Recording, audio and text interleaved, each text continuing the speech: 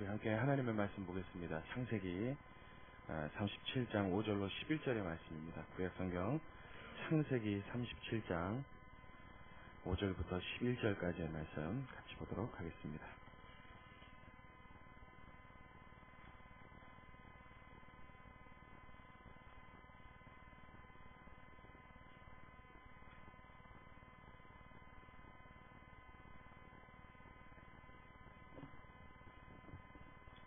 창세기 37장 5절부터 11절까지의 말씀.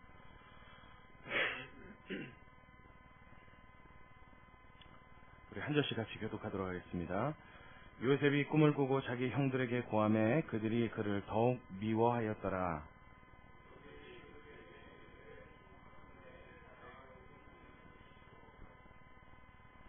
우리가 밭에서 곡식을 먹더니 내 단은 일어서고 당신들의 단은 내 단을 둘러서서 절하더이다.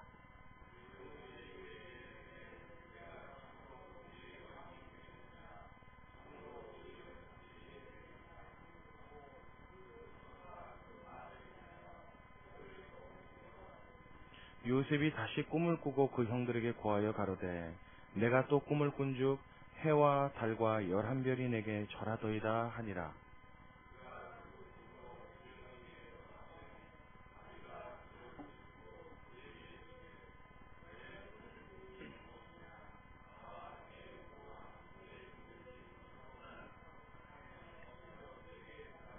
함께 읽습니다. 그 형들은 시기하되 그 아비는 그 말을 마음에 두었더라. 아멘. 할렐루야. 이 말씀에 여러분들 은혜 받으시기 바랍니다. 오늘 설교하기에 앞서서 여러분 학창 시절에 배웠던 수학 용어 몇 가지를 좀 한번 이야기해 볼까요? 기억나시는지 여러분 한번 마음속에 그려보십시오. 사인, 코사인, 탄젠트 이런 것들 기억나십니까? 뭐예요? 뭐였던 것 같은데 잘 기억이 안 나시죠? 그러면 리미트 뭐 이런 용어들 기억나세요? 미분, 적분, 또 루트를 다른 말로 근호라고 그러죠. 그래서 저는 시험 볼 때마다 굉장히 난감했어요. 다음 보기에 제시하는 근호를 벗겨라. 꼭 수학 문제가 그렇게 나왔어요. 그래서 나를 왜 벗겨? 매번 시험 문제 풀 때마다 그랬던 기억이 나요. 우리말로는 루트가 근호라는 기호를 사용하는데 여러분 이런 것들 다 기억나십니까? 네, 기억나세요. 뭐에 쓰는 건지 여러분 혹시 정확하게 그 용도를 알고 계십니까? 혹은 여러분들이 학창시절 그 학교를 졸업하고 난 이후에 사인, 코사인, 탄젠트를 사용해 보신 적 있습니까? 아니면 학창시절 때처럼 한 번이라도 노트에 필기를 하거나 써가면서 외워보신 적은 있으십니까? 아마도 없지 싶습니다. 있어도 뭐 옛 추억을 생각해서 한두 번 해봤을지 모르지만 더 이상 학창시절을 지나고 나면 그런 용어들이나 그런 수식 기호나 뭐 그런 공식들이 우리에게는 더 이상 그렇게 크게 기억에 남지 않습니다. 여러분 파이라고 하는 거 아시죠? 파이가 몇인지 기억나세요? 숫자? 뒤는요? 우리 학생만 대답을 해요. 3.14, 1592 그리고 뒤가 뭐가 또 쭉 있어요. 끝나지 않는 숫자인데 우리는 보통 파이를 3.14라고 그러죠. 그것도 워낙에 외워져서 좀 기억이 나요. 그 기억나는 거 외에는 지금은 거의 마음에 담아본 적 없고 중요하다 생각해 본 적 없습니다. 근데 그랬던 것이 여러분 잠깐만 기억을 좀 되돌려 보십시오. 여러분 학생 시절에 시험을 볼 때는 얼마나 중요했었어요. 그거 하나를 못 외우면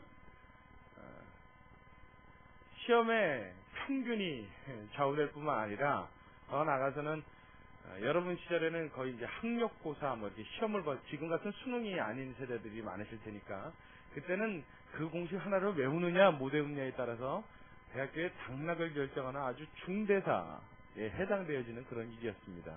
그럼에도 불구하고 그런 것들이 여러분 지금 여러분 가슴에 남아 있어요? 아니죠. 거반 잊어버리셨을 거예요. 안 잊는다 하여도 그렇게 마음속에 이제는 그것들이 중요하지 않습니다. 제가 오늘 왜 37장 창세기의 말씀을 펴놓고 여러분들하고 이 수학 용어에 대한 얘기를 잠시 나누냐면, 사람이 다 누구나 똑같은 것 같아요. 내 마음속에 활용도가 없어진 것은, 내 마음속에 별로 사용할 일이 적어지는 것들은 우리의 기억 속에서 잊혀지는 것 같습니다. 우리 언어도 마찬가지 아니에요? 우리가 한국말, 이 한글을 참 잘 쓰죠? 한국말을 참 잘합니다. 그렇죠? 우리의 모국어기 때문에 그렇고, 하루도 말하지 않고 지나가는 날이 없기 때문입니다. 늘상 반복되어지고, 이것은 우리가 중요하게 쓰고 있기 때문에요. 언어를 소통하는 수단이 되어지는 가장 중요한 근간을 이루고 있는 이 말이 우리에게선 중요하다 인식되어지기 때문에 머릿속에서 잊혀지지 않습니다. 맞습니까? 근데 만약 사람을 3년간 무인도에 가두고 말 한마디도 하지 못하는 상황에 처하게 한다면 갖고 있는 모든 언어를 다 잊어버린다고요. 그것조차 기억 속에 남지 않는다고요. 우리가 영어 공부하는 데 있어서 가장 애먹고 힘든 부분이 바로 그것이 아닌가 싶어요. 요즘에는 글로벌 시대가 돼서 하도 영어를 필요로 하는 곳이 많으니까 점점 영어를 사용하는 사람들이나 익숙해지는 사람들이 많습니다만은, 평상시에 영어가 그렇게 많이 사용되거나 중요하다라고 인식하지 못하는 사람은 여전히 그 언어를 익히는 데서 굉장히 곤란함을 느낍니다. 자, 이쯤 되면 제가 여러분 무슨 말 하려는지 다 이제 인지하셨죠? 사람의 마음속에 중요하다고 느껴지는 것은 내 삶 속에 실제적으로 활용되어지는 활용도에 따라 그 가치에 대한 비중이 달라지는 것입니다. 자, 인정하시는 분들은 다 한번 아멘 해보세요. 아멘. 그런 의미에서 보자면 오늘 성경의 이 말씀도 저와 여러분의 마음속에 얼마나 많이 남아있는지, 얼마나 오랫동안 기억되는지, 평상시 우리가 살아가는 삶 속에 얼마나 이 말씀을 되뇌이고 사는지, 그런 것들을 우리가 살펴볼 때 과연 이 말씀이 정말로 내 삶 속에 활용도 있게 사용되어지고 있는가, 그만큼 내 마음의 중요성을 띠고 있는가, 우리가 스스로를 점검해 볼 수 있는 하나의 잣대가 되지 않을까 생각합니다. 자, 여러분 많이 중요해요? 조금 덜 중요한 것 같아요? 여러분 평상시에 이 말씀 붙들고 믿음으로 살겠노라, 꿈을 가진 자로 살겠노라, 뭐 이런 생각 별로 안 하시죠? 많이 못하죠? 제일 많이 할 때가 언제예요? 신년 벽두에. 그죠? 보통 그래서 이 본문은요, 목사님들마다 새해를 여는 첫 예배 설교로 제일 많이 합니다.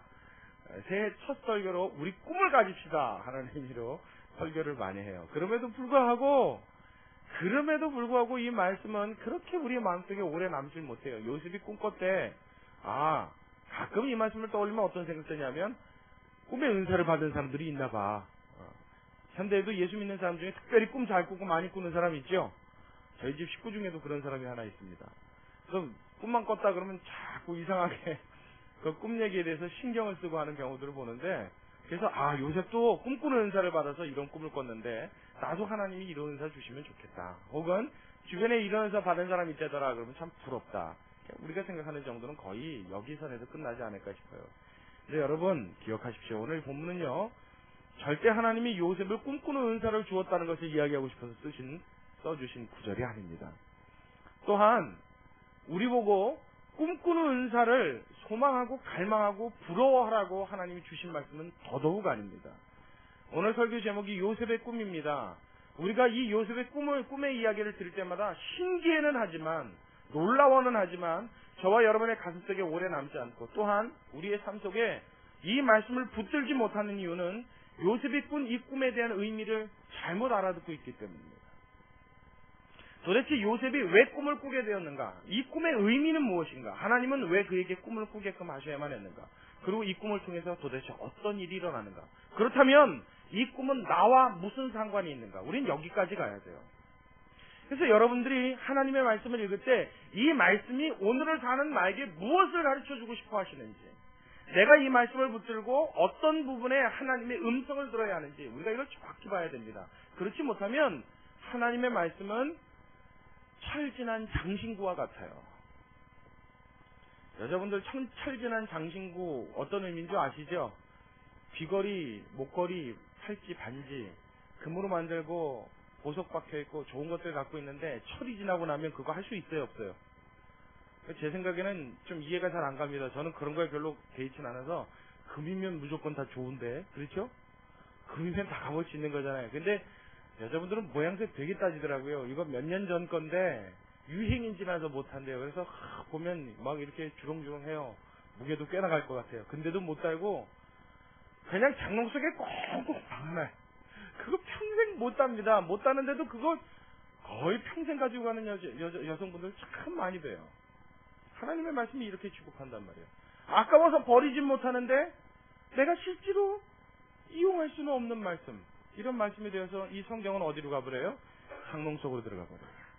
우리의 기억의 장롱 속에서 오래 잠을 자고 계십니다. 자, 그렇다면 오늘 이 본문의 말씀을 우리가 제대로 잘 파악하고 잘 깨달아서 하나님이 비춰주시는 조명에 무엇을 보여주시는지를 정확하게 보고 깨달아서 장롱 속에서부터 끄집어내시고 여러분 삶 속에서 살고 걸고 여러분이 사용하고 이 말씀으로 살아갈 수 있는 여러분의 삶의 원동력이 되어주시길 주의 이름으로 축원합니다.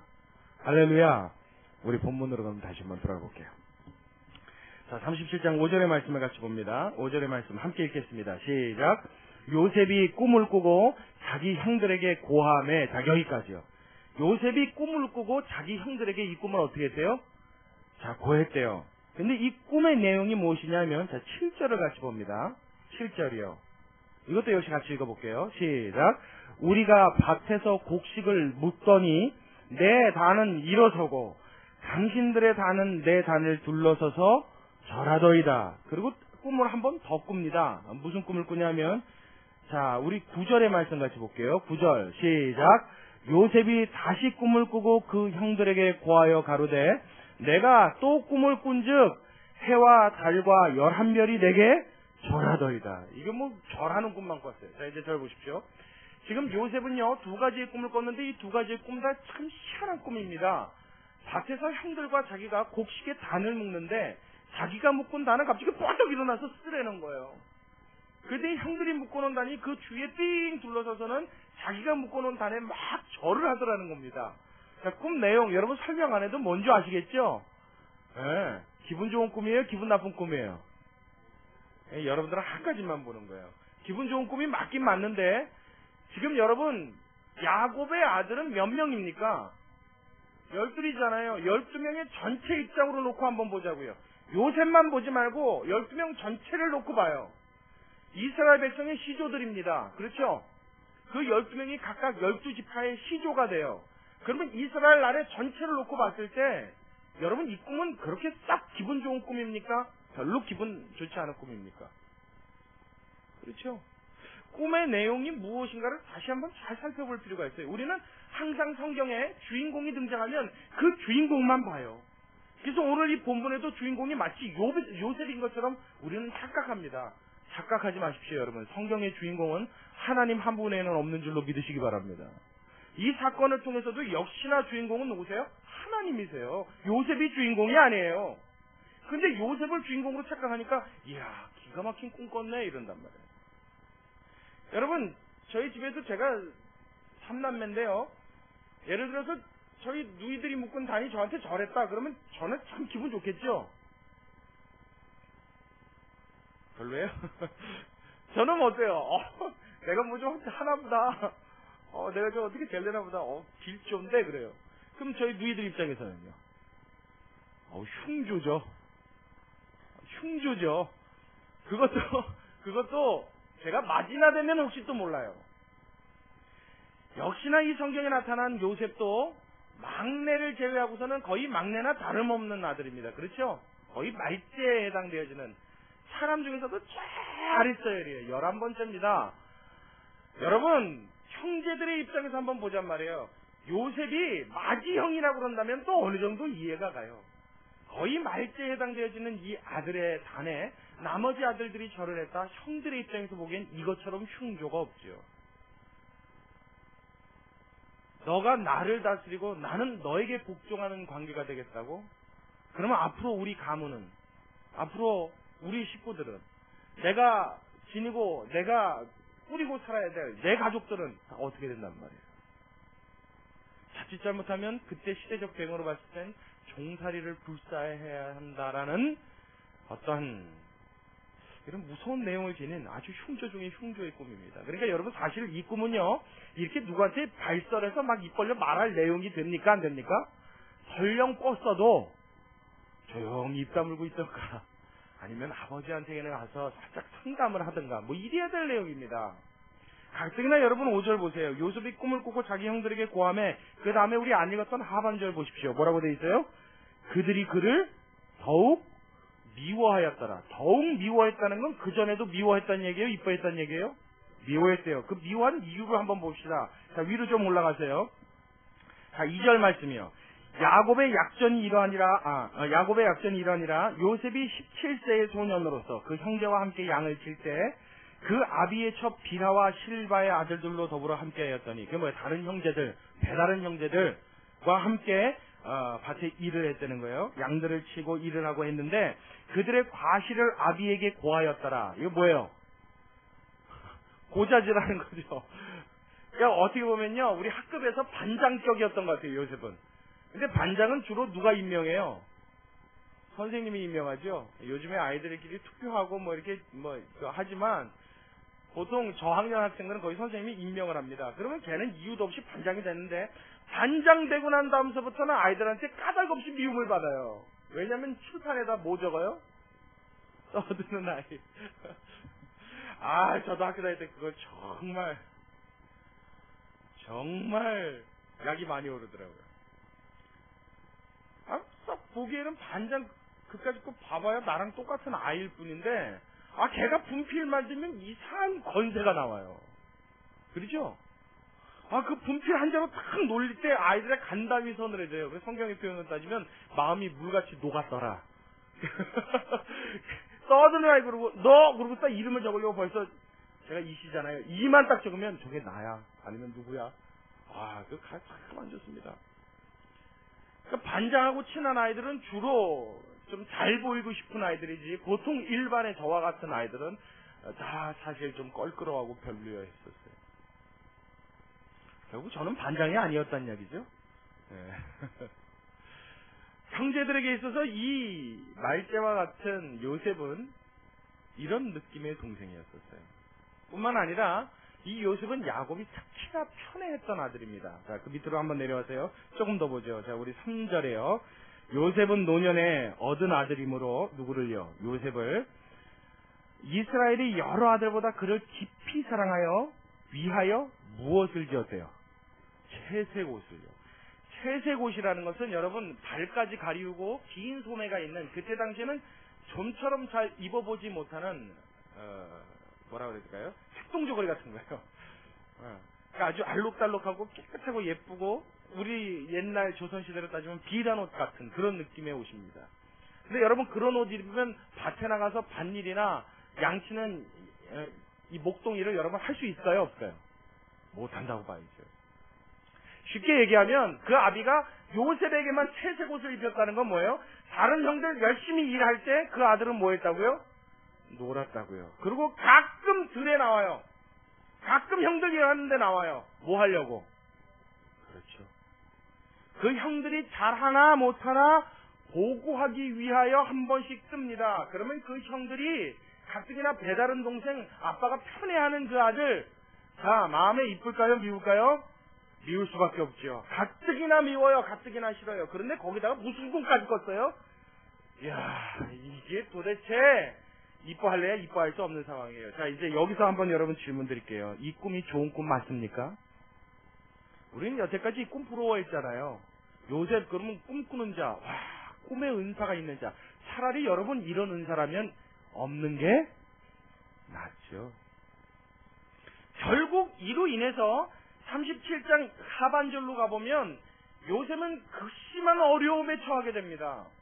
몇 날이 지난 이후에 형들은 세겜 근처에 가서 일을 하고 있고, 집에 있던 요셉을 역시나 아버지가 요셉을 통하여 형들의 보고를 받기 보냅니다. 형들이 잘 있나 보고 오너라. 근데 여러분 여기에는 두 가지 의미가 있어요. 제가 사실 오늘 이 부분을 여러분들에게 말씀을 드려야 될지 말아야 될지 고민을 했는데, 어차피 이야기가 나온 거 여러분 설명을 드릴게요. 아버지가 요셉을 형들에게 보내면서 형들이 잘 무사히 지내고 있는가를 보고 오라 합니다. 근데 왜 아버지가 요셉을 보내냐면요, 여러분 잘 보세요. 형들이 요셉을 미워하는 걸 그 아버지가 알고 있었을까요? 당연히 알고 있었죠. 아버지니까 모를 리가 없죠. 그럼에도 불구하고 그 형들이 잘 지내고 있는 동양을 그 미움받는 아들을 통해서 보내야만 할 아버지로서의 이유가 있었어요.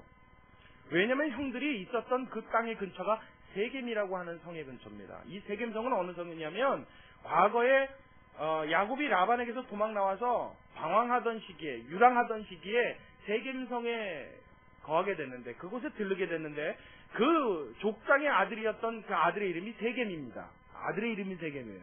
근데 이 세겜이라는 아들을 통해서 자신의 딸이, 야곱의 딸이 강간을 당합니다.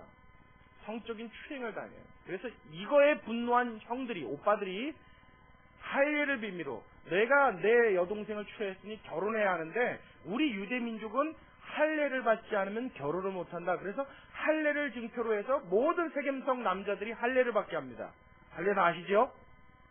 그래서 할례가 몸에 행해지고 극심한 고통이 와서 수족을 제대로 놀리지 못할 때 그 오빠들이 그 세겜성에 들어가고 남자를 싹 다 죽여요. 아주 피비린내 나는 처절한 복수가 이어집니다. 그러니 여러분 세겜성과 그 형제들 간에는 사이가 어땠겠어요? 근데 그 형들이 세겜성 근처에 갔단 말이에요. 그러니 미움받고 있는 말째 아들임에도 불구하고 이 아들을 통해서 그 형들의 소식을 들어야만 했을 아버지의 사랑이 나타나는 거예요. 더더군다나 놀라운 것은 이 요셉은 보내는 그 아버지의 말에 어떻게 해요? 순종하죠. 거부하지 않습니다. 아빠, 나 형들이 싫어하는데 안 가고 싶어요. 충분히 여러분 이럴 수 있잖아요. 가봤자 저 좋은 소리 못 들을 테고 형들 얼마나 싸납고 무서운지 아시잖아요. 혹시 아버지 없을 때 가면 제가 어떤 본병 당할지 모를 것 같은 무서움이 있어요. 두려움이 있어요. 저 안 갈래요. 충분히 이럴 수 있어요. 그런데 요셉은요, 전혀 반박한 기미도 보이지 않습니다. 형들에게 찾아가서 오히려 그 형들을 간절히 애타게 쳤습니다. 그래서 어떤 상인 한 사람을 만나요. 그래서 형들의 소식을 물었더니 그 형들이 어디로 이전했다라는 이야기를 듣고 찾아갑니다. 아주 애타게 간절하게 그 형들을 찾아요. 꼭 누구의 모습 같아요?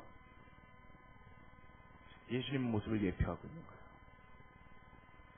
인류의 죄를 위하여 자신들의 자녀의 잘못됨을 막기 위하여 하나님이 사랑하셔서 그 아들을 보내셨던 것처럼 오늘 야곱은 요셉을 그 형제들에게 보내고 있어요. 그것에 순종하신 예수님의 모습이 지금 요셉을 통해 우리에게 보여지고 있습니다. 그런데 여러분 결국 그렇게 형들을 찾아갔더니 아버지가 되돌려받는 소식은 무엇이었습니까? 요셉이 짐승에게 물어뜯겨 죽었다라는 피 묻은 옷 한 벌 외에는 그 아버지는 더 이상 들을 소식이 없었어요. 얼마나 슬픔입니까? 얼마나 아픔입니까? 그 아버지의 가슴이 어떻게 했어요? 찢어지죠. 이런 모든 일들에 대한 이 좋지 않은 집안의 모든 분란과 이 고민과 고통과 괴로움이 어디로부터 왔어요? 요셉이 꾼 꿈으로부터 왔어요. 물론 거기에는 아버지가 편애했던 편애도 한몫했죠. 그렇죠? 편애도 한몫했습니다.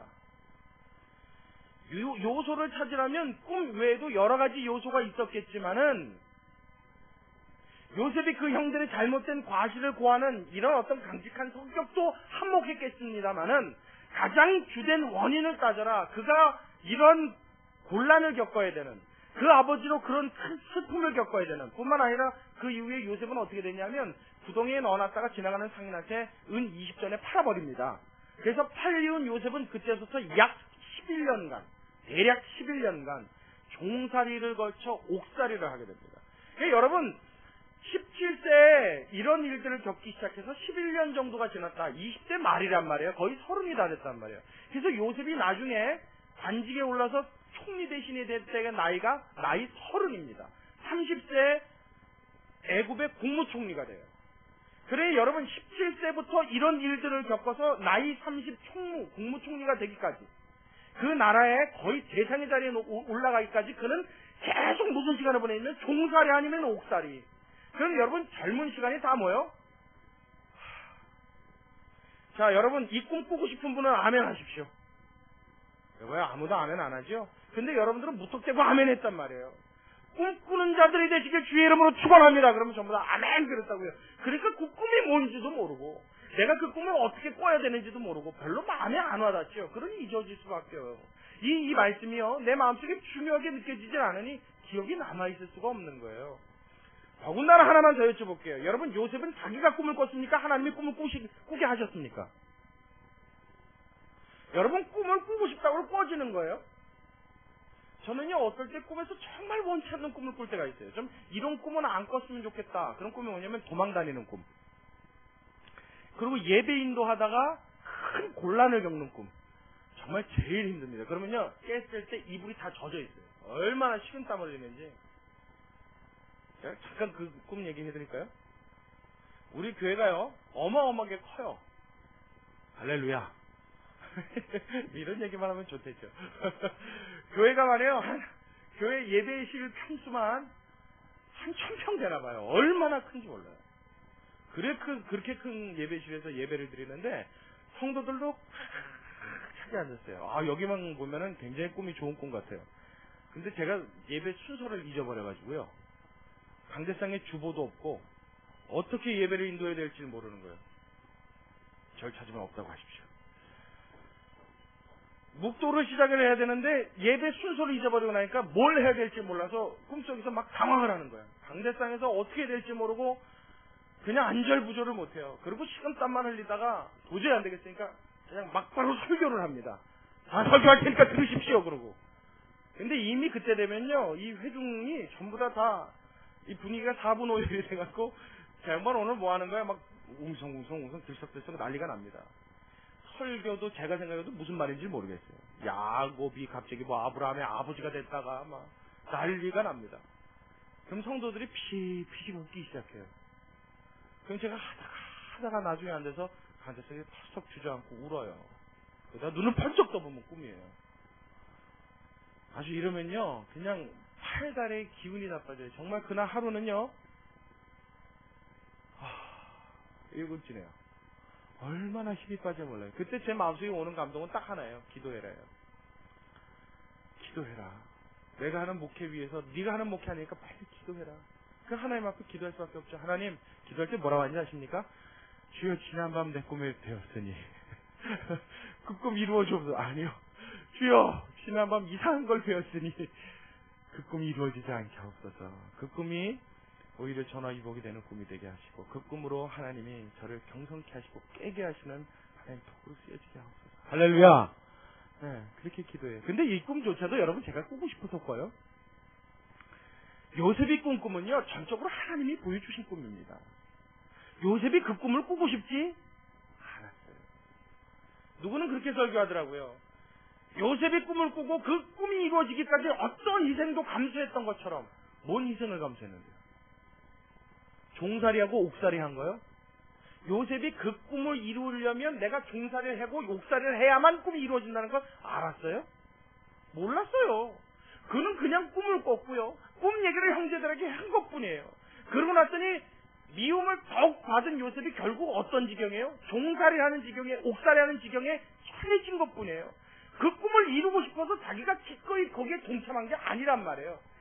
어느 날 무슨 일이 있었더라. 그 있었던 일로 인하여 어떤 일이 또 생겼는데 이 사람이 빼도 박도 못하니까 그 상황에 처해서 평생을 살았더라. 그러면서 눈물과 한숨과 고통이 이 사람의 전부였더라.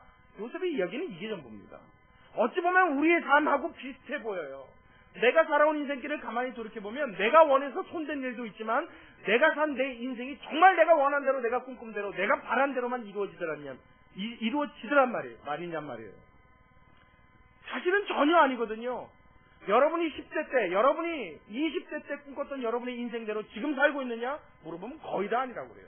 내가 원한 대로 내 인생이 사라지는 경우보다는 원치 않고 꿈꿔보지 못한 대로 사라지는 내 인생이 훨씬 더 많더란 말이에요. 요셉의 경우와 우리의 경우가 비슷합니다. 비슷해요. 근데 무엇 때문에 이런 일이 일어났다고요? 요셉이 꿨던 꿈 때문에. 제가 왜 자꾸 꿈 때문에 이런 일이 일어났다고 말씀드리냐면 그 증거가 뭐냐? 형들을 찾아왔던 요셉에게 형들이 그 요셉을 가리켜 하는 말이 있습니다. 야, 저기 뭐하는 자가 오는도다 그래요? 꿈꾸는 자가 오는도다. 그 말은 뭐예요? 그 꿈 얘기를 기억하고 그 일에 대해서 비아냥거리는 거죠. 형들의 마음속에 가장 미움으로 자리 잡았던 요소가 뭐냐면 요셉이 꿨던 꿈이란 말이에요. 근데 재미난 건 그 꿈을 누가 꾸게 하셨다고요? 하나님이에요. 자, 이제부터 제일 중요한 이야기가 나갑니다. 잘 들으십시오. 자, 그렇다면 하나님이 사람으로 꿈을 꾸게 하시고 그 꿈으로 인하여 결국 요셉에게는 어떤 일이 벌어졌어요? 미움받는 일이 벌어졌어요. 미움으로 인하여 어떤 결과를 낳았어요? 종살이와 옥살이라는 처참한 결과를 낳았어요. 자, 그렇게 따지면 앞뒤를 딱 붙여보잔 말이에요. 하나님은 요셉으로 꿈꾸게 해서 무엇하게 하셨어요? 고생하게 하셨어요. 요셉이 꿈꾸면 이유입니다. 절대 이 꿈이 뭔가 하나님의 거대한 능력을 나타내고자 하는 하나님의 영광을 보이시는, 그래서 당장 요셉의 삶 속에 뭔가 축복으로 뚝뚝 떨어지는, 여러분 이런 요소가 아니란 말이에요. 하나님이 꿈을 꾸게 하시고 자기의 의지와 상관없이 꿈을 꾸고 났더니 어떤 일이 벌어져 버렸어요? 왜 종살이하며 옥살이 인생이 제일 밑바닥으로 내려가 버렸다고요. 하나님은 이걸 허락하셨다고요. 하나님은 인생으로 이런 길을 걸어가게 하셨다고요. 무엇하기 위하여? 그 꿈의 내용을 이루게 하시기 위하여. 그 꿈의 내용은 무엇입니까? 요셉의 곡식단에 서서 형제들의 절을 받는 거예요. 결국 이 꿈은 이루어집니까? 이루어지지 않습니까? 이루어져 버리고 말지요. 극적으로 옥살이를 하던 요셉이 그 나라의 국무총리가 되어서 형제들이 쌀을 얻으러, 곡식을 얻으러 왔다가 그 요셉의 발 앞에 엎드리고 그 아버지까지 그 요셉을 보러 오는 그 꿈이 그대로 실현됩니다. 할렐루야. 여러분, 이 꿈의 의미가 무엇인지 아십니까? 단순히 요셉을 국무총리에 높이 올렸더라요? 단순히 요셉으로 수왕받고 영광받고 사람들의 어떤 천만의 대상이 되는 사람이 되게 하셨더라. 하나님은 이걸 우리에게 알려주시는 겁니까? 아니요. 한 사람은요, 하나님은요, 성경을 기록하실 때 적어도 요셉이나 아브라함이나 모세나 어느 누구를 막론하고 그 한 사람만을 위하여 사건을 일으키신 적이 단 한 번도 없습니다. 이 사건을 볼 때 적어도 오늘을 사는 그리스도인 모두를 위하여, 우리가 좁게 보자면 여기 앉아있는 저와 여러분을 위하여 하나님은 이 사건을 일으키신 줄로 믿으시기 바랍니다. 믿으시기 바랍니다. 무슨 의미가 있어요? 그렇다면 무슨 의미가 있어요?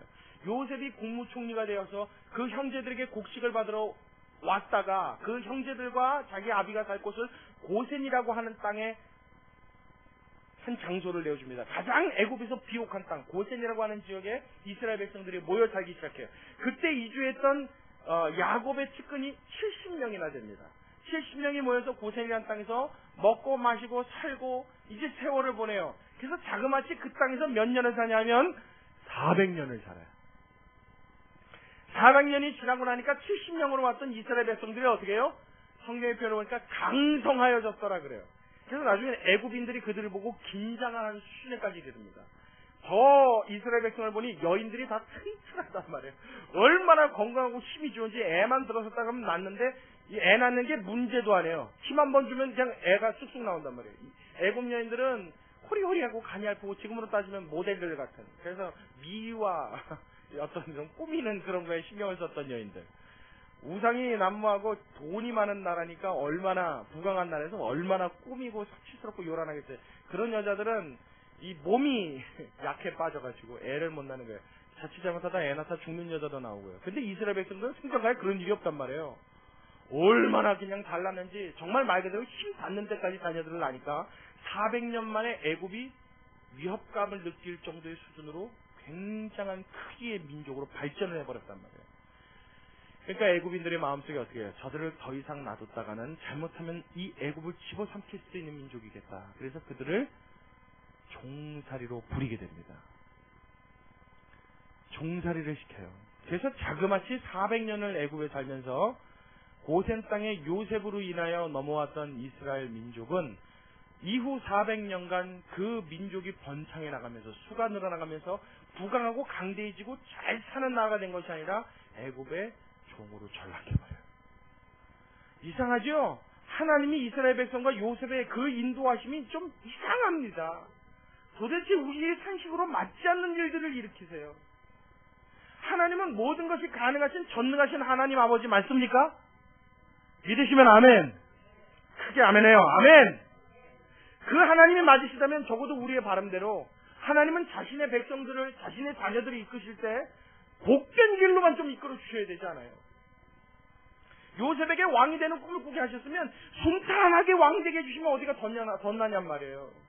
하나님이 약속의 땅 가나안으로 돌아오게 하겠다 하셨으면 애굽에 갔다가 400년간 부강해졌다가 애굽인들을 다스리고 애굽인들을 짓밟고 애굽인들을 노예처럼 부리다가 가주십시오. 그래서 그 나라에 있는 모든 것을 싹쓸이하여 나왔더라. 그러면 얼마나 풍만한 말이에요. 아니 하나님의 백성이라며, 하나님의 사람들이라며, 기껏 살아가는 모양이 요셉도 뭐요? 종, 옥살이, 죄수. 하나님의 백성들도 뭐요? 애굽의 종. 어째 그렇게 바닥까지 내리시나 모르겠어요. 하나님이 지금 하나님의 자기 백성들을 이상하게 인도하고 있는 것을 우리가 볼 수 있어야 합니다. 왜 이렇게 인도하십니까? 무엇 때문입니까? 하나님이 이 역사에, 하나님이 하나님의 백성들의 삶 속에, 하나님이 우리의 삶 속에 주인공이시고 전부가 되시고 우리의 삶을 이끌어 가신다는 것을 보여주기 위한 의미가 그 속에 담겨 있는 줄로 믿으시기 바랍니다. 왜 그렇게 하셨으면 하느냐? 이스라엘 백성이 400년간 종살이를 했어야 종살이에서 건지시는 하나님을 볼 수 있어요. 아멘. 요셉이 종살이와 옥살이를 통해서 이스라엘 백성들을 구원할 수 있고 애굽의 국무총리의 자리에 올라가는 것을 보여줘야만 아무것도 아닌 사람을 하나님이 어떻게 이끌어 가시는지 그 하나님의 능력을 볼 수 있다고요. 아멘. 여러분, 우리가 원래 뛰어난 사람이라고 가정하잔 말이에요. 원래 똑똑하다고 보자고요. 그러면 원래 똑똑한 사람이, 원래 훌륭한 사람이 훌륭한 일 해봐야 그 사람이 훌륭해서 한 것밖에 더 되지 않습니까? 여러분, 군의교회를 담임하는 이근호 목사가 워낙에 천재라고 가정하자고요. 그러면 여러분, 제가 아무리 설교를 잘해도 여러분들한테 당연한 일이 되겠죠. 우리 목사님은 태어날 때부터 IQ가 200이래. 그렇죠? 그럼 뭐 성경 외우는 거야 이까짓 거 일입니까? 쓰꼼에 외워질 텐데. 근데 저는 그거랑 거리가 멀거든요. 참 저의 과거를 보신 분들이 참 제한적으로 계셔서 저의 옛 시절, 어린 시절을 봤던 분이라면 상상도 못할 일입니다. 목사가 된다는 건요. 하나님의 말씀을 가르쳐요. 야, 너나 공부해. 딱 그렇게 좋은 사람이에요. 어째 그렇게 실패만 거듭했나 몰라요. 어쩜 그렇게 별로인 인생을 살았나 몰라요. 왜 하나님이 하나님의 사람들을 그렇게 인도하시냐고요. 어쩌면 여러분의 인생도 그렇지 않아요? 여러분의 인생도 그런 모습들이 많지 않지 않습니까? 그러니까 내 인생을 들여다볼 때 만족하는 사람이 한 사람도 없는 거예요. 그런 나를 놓고 희망을 갖기는 더 있는 거예요. 그러나 여러분, 이제부터 희망을 가지십시오. 그러한 요셉을 통하여, 그러한 이스라엘 백성들을 통하여 하나님은 나는 이스라엘의 하나님이라는 자신을 드러내는 도구로 쓰신 줄로 믿으시기 바랍니다.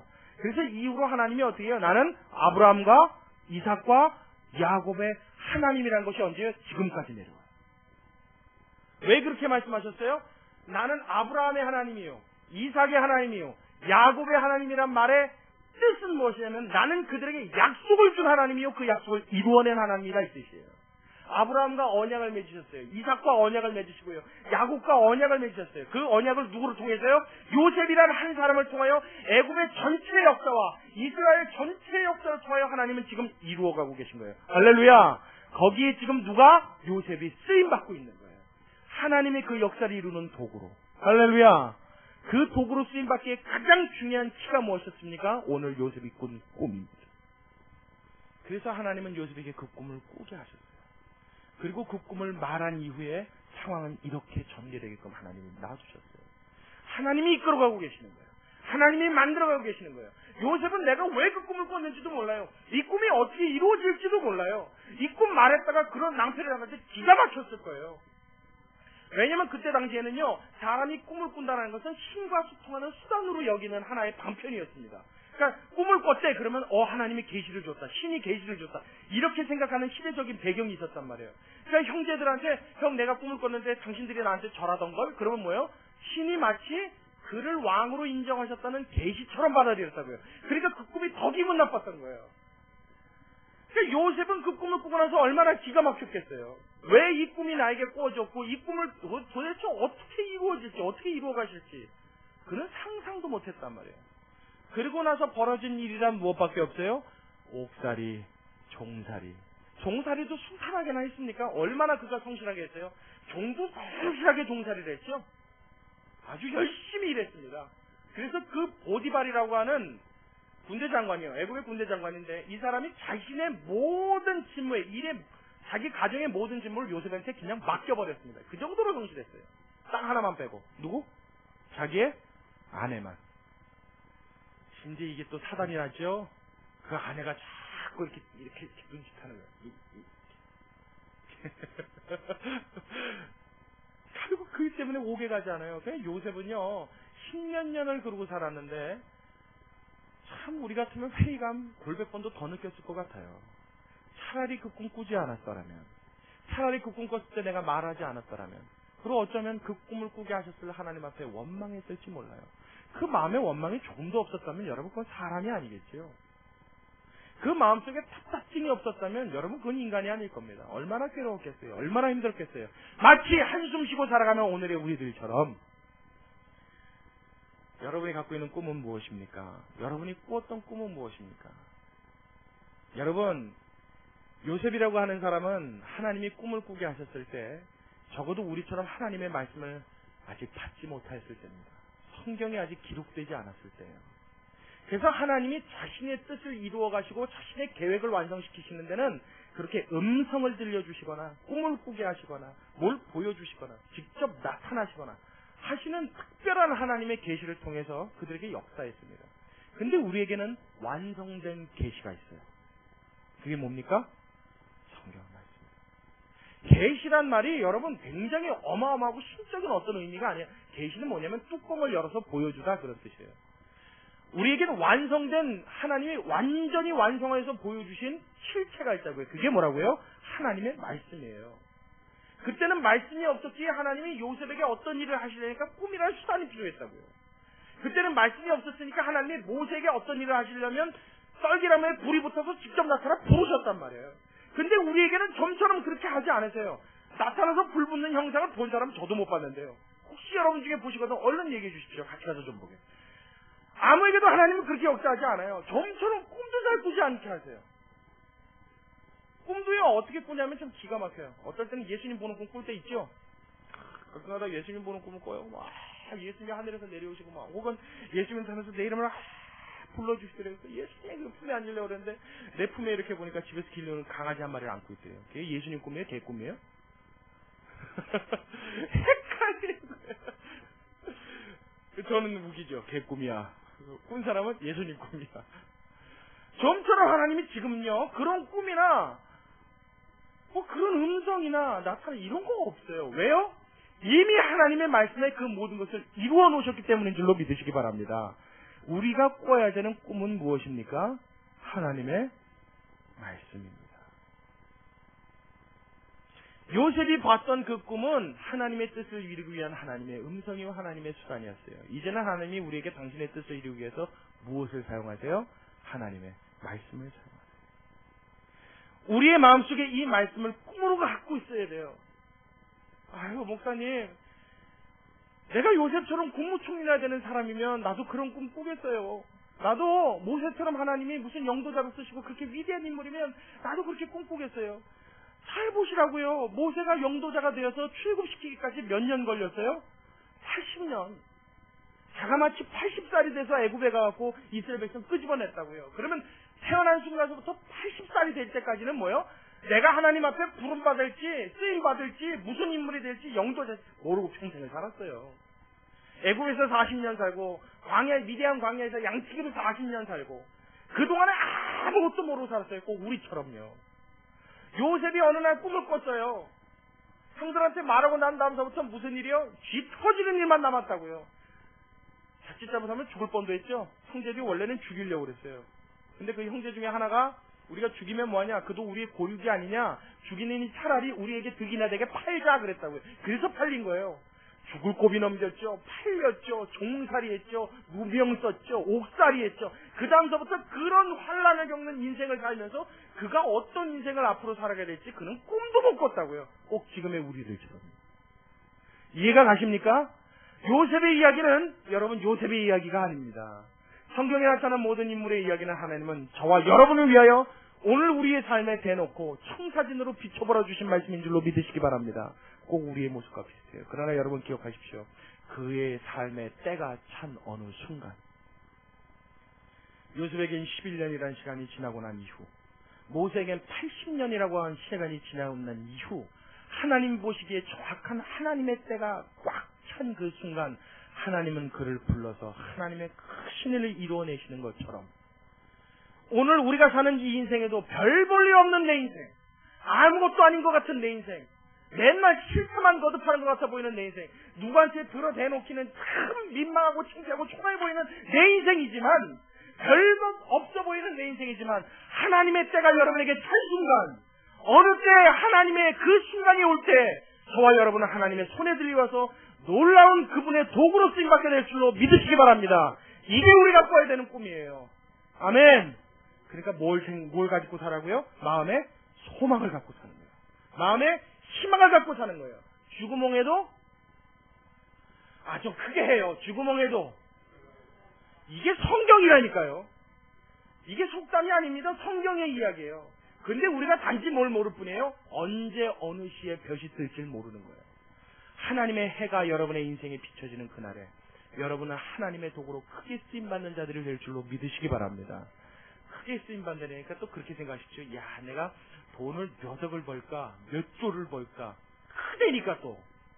아니면 사람을 부리는 사람들 같으면 우리 직장의 직원이 몇 천 명이 될까. 크다는 의미는 그게 아니에요. 하나님의 손에 붙들는 건 어떤 것이든지 큰 줄로 믿으시기 바랍니다. 그게 큰 거죠. 그게 귀한 거죠. 왜요? 만왕의 왕이신 그분이 붙잡으셨기 때문이에요. 할렐루야. 참 이런 멍에를 매보지 않은 나귀요. 별로 볼품 없죠. 여러분, 제가 어느 날, 요즘에는 뭐 말 타고 다니지 않으니까 별로 실감은 못하지만 한번 상상해 보십시오. 어느 날 저 지방으로 가서 무슨 일을 마치고 금이 환영한다고 돌아온대요. 여러분들이 저를 맞으러 나왔어요. 우리 목사님 돌아오신다. 그곳에서도 하나님이 큰 역사를 일으키고, 와, 지금 생각 같아서 어때요? 자가용으로 따지면 세단쯤 되는 차를 타고 나와요. 폼나 보이죠? 말로 한번 가정해 보자고요. 제가 무슨 말을 타고 와야 될 것 같아요? 백마나 적토마 정도는 대줘야죠. 갈퀴에 기름기가 쫙 흐르는 그 말을 갈기를 날리면서 타고 할렐루야. 좋아요, 안 좋아요? 근데 제가 오는데 보니까 멍에를 매보지 않은 나귀 이러네.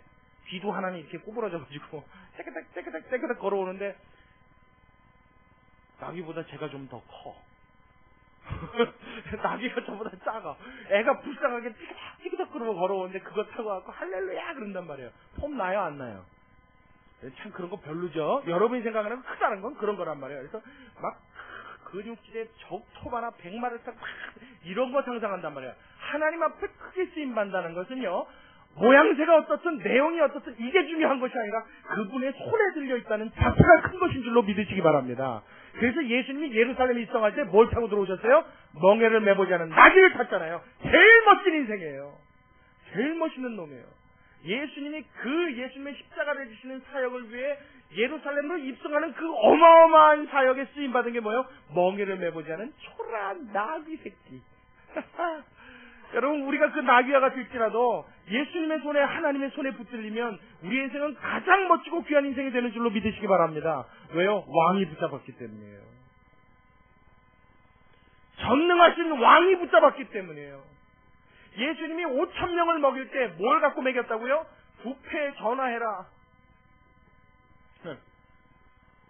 갈비를 까놔라. 뭐 예수님이 그랬어요? 하면 하다못해 소와 돼지를 잡아 먹이기 시작하시니. 뭐 그래요? 아니요.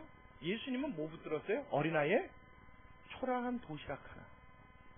꼭 나같이 초라한 도시락 하나. 별 볼 일 없어 보이는 나 같은 거 하나. 탁 예수님이 잡았더니 어떻게 돼요?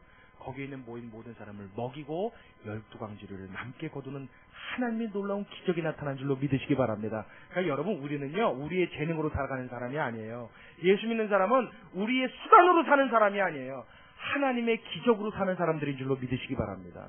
나 같은 거는요, 어린아이 한 사람의 배를 채우기도 힘들 만큼의 용량이 부족한, 영량이 작은 사람인데 예수님의 손에 붙들리웠더니 모인 모든 자를 그 만몇천 명을 먹이고도, 성경에는 5,000명입니다. 남자만 5,000이에요.